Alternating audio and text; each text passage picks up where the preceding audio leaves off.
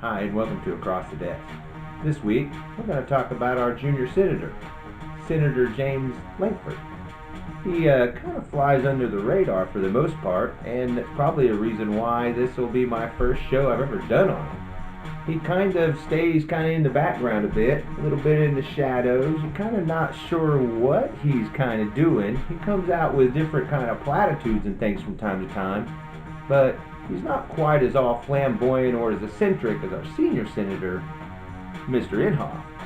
But he's been saying some things here lately that have caught my attention and really made me want to put a show together on it.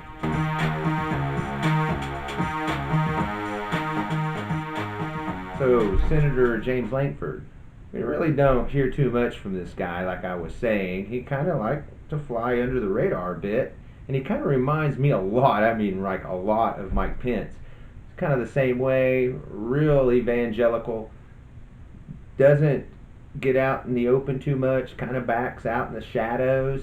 You hear from him every once in a while, and we're hearing from James now because, as you know, Republicans, they're not doing that great in the polls, especially the senators and the House of Representatives people on the Republican side. They might actually lose the Senate. So they were kind of worried about that. So you're getting all of them coming out right now, and you have Senator James Lankford, and I'm not sure if what I'm about to reveal is one of those things where he's trying to stay under the shadows, because he kind of went on a little bit of an unknown, not a real popular show, but this guy has a podcast. It's called On the Edge with Ken Harrison, and he's a Christian guy, and he puts on a Christian talk show, podcast, whatever, and James Lankford appeared on it, and this was just last Thursday, or not last Thursday, Thursday, or last Thursday, about a week from Thursday, the 15th of October is when he did this. And you can go and you can listen to the full hour of what James talks about with this Ken Harrison guy on his On the Edge show. He starts talking about how God wants godly men to serve in government.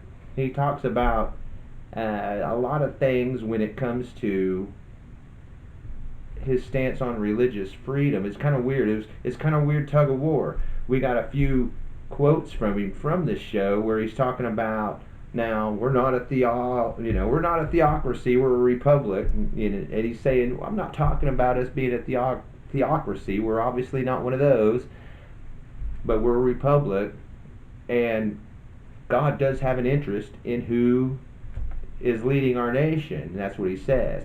Now, his God, obviously, is what we're talking about. We're not talking about anybody else's gods. We're not talking about Sheba. We're not talking about Odin or anybody else. We're talking about Jesus Christ and the God of that religion is who we're talking about. People needing to be in government. So, that's what we get with James Lankford.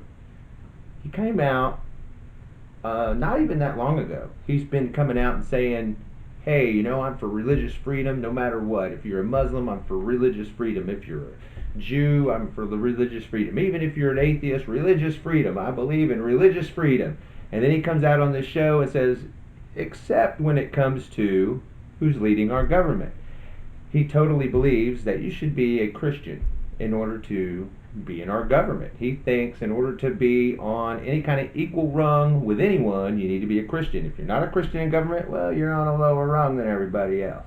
He doesn't believe you have the full rights and full abilities within the Constitution that you are allowed. He thinks, yeah, you should have constitutional rights, but it's the real Americans, the ones that are Christians, that really stand out and get full rights. Now, you can be a senator or whatever when you aren't a Christian, but just realize you're not quite as high up as the Christians in Congress, because one, that's the way God wants it, and that's the way he justifies it. So you can have all your religious freedom you want, it's just don't run for government. So that's kind of hypocritical in a way, isn't it, when he comes out saying that, yeah, I'm all for religious freedom no matter who you are, but God wants godly people to serve in government. He doesn't want these other people to be there. He really doesn't. No, we're going to say, it's kind of like, I don't know, is he just saying this just to say it? Some things, I don't know. And James is kind of this way. When you kind of think about him, I was kind of like, wow, what kind of guy is James? It's kind of hard to put your finger on because he's really not out in the spotlight a whole lot, is he? He really doesn't come out like our other senator a whole lot, doing a bunch of clowny, crazy stuff. He's just not that kind of guy. He's a lot more methodical and a lot more thought out in the way he does things, which makes him a whole lot more scarier than James Inhofe, in my personal opinion.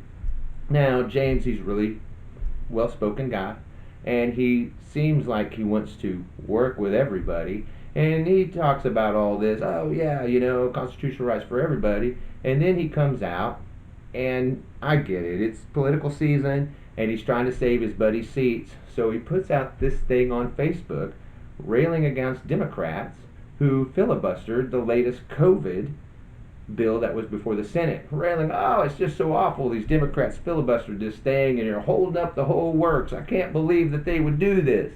And to me, this is where the conservative cowardice comes in on James Inhofe. Because, not James Inhofe, James Lankford, right? Yeah, that's who we're talking about. We've got two Jameses. One's old and one's not. But anyway, James Lankford. This guy, he's a bit hard to put your hand on. I mean, he's kind of hard to understand where he comes from sometimes, except that you realize he's very religious. He was a Baptist minister, ran a Baptist church camp here in Oklahoma. You know those ties go deep with him, and that's the way he governs. He even says so. Hey, it's a big part of my life. I'm going to govern this way. So he may believe in your religious freedoms, but to a point is what we're talking about. He doesn't believe that ungodly men should be serving in Congress, which ungodly men meaning people that aren't Christians. If you're anybody else, well, you probably shouldn't really run. And maybe you shouldn't have all the rights and freedoms of everybody else.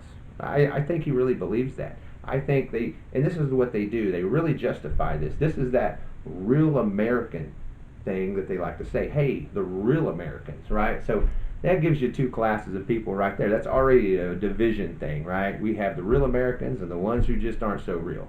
And of course, it's the real Americans who have the enjoyment of all the rights and privileges granted from our laws and Constitution. Everybody else, well, they may be subject.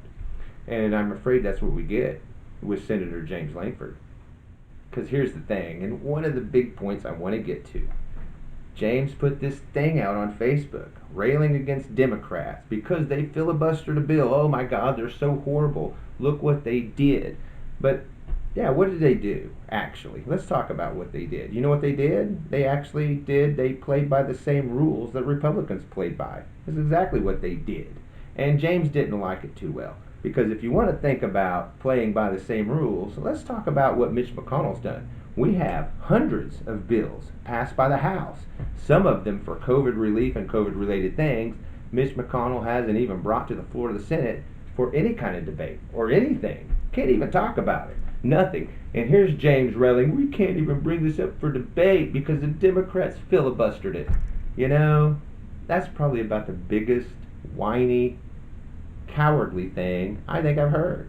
So I just want to kind of look at James and say, you know what? I'm sorry, James. Did you not like what they did? Did you not like that they filibustered this sham of a bill that did nothing for anybody, regular working people, regular Americans? It didn't do anything for that, and you only did $200 billion when most everybody else is looking at $1.5 trillion to $1 trillion or more, and they do this 200 some odd billion thing that hardly covers anything kind of band-aid. It's just to look good. I think it's just like parsley. It only looks good, you don't really eat it. And that's kind of what this was for. Democrats called them on it, and James is crying like a little wuss because they got caught doing this. They didn't do anything with Democrats, obviously. They didn't talk to them. They didn't get any Democrats to want to vote on it. So that tells me this was all a done thing by Republicans, just expecting Democrats to go along. And if they don't, then we'll come out, cry about it, act like a bunch of cowards, saying how awful Democrats are for filibustering this when we have hundreds of bills sitting on Mitch McConnell's desk from the House that he won't even bring up for debate or anything else. and thinks it's horrible that the Democrats filibustered this and we can't even debate it. Well, I can think of hundreds of bills that we're not debating right now sitting on McConnell's desk. So here we go. James, and I gotta say, talking to you directly, if you don't like the rules, then maybe you shouldn't have played by them. Ever thought of that? When Democrats come out and say, hey, we don't think you should play by these rules, and you come out later saying, oh, man, they railed against this when they did it, they were so against this, and they said not to do it, and how bad it was. You know what? I think you missed the total point, James. Yeah, we were saying it was bad, but you didn't listen to the rest of it. We're saying it's bad because if you open up this can of worms and these are the rules you want to play by, guess what? We're going to play by them. We're going to play by them too. And I get it. I get it. Like I said, you're the kind of guy who believes in real Americans and other Americans. So you're being a real American. You're privy to all these special rules and privileges like not bringing up bills in the Senate and debating them. While the Democrats who aren't the real Americans, well, they just can't do that. They can't do that. They're not real Americans. It's going to hurt James's feelings if they do. So this is what we get with our junior senator in Oklahoma with Mr. Lankford. Back to this godly men thing. He said on this podcast, and you got to go listen to it. I mean, at least skim through it when you listen to it or whatever. But he's on there, and he's talking about the problem with this nation is, we just don't have any godly men, and they're beating their wives and children and everything else. He was talking about the reason is because they don't have God. Everybody's these poor people and the people addicted on drugs and everything else is because they're not godly. And this nation's hurting because we don't have a Christian nation like we should have. And that's what he says. And then he goes off. It's kind of like he has a tug of war with himself. He goes, well, we're not a theocracy. We're a republic.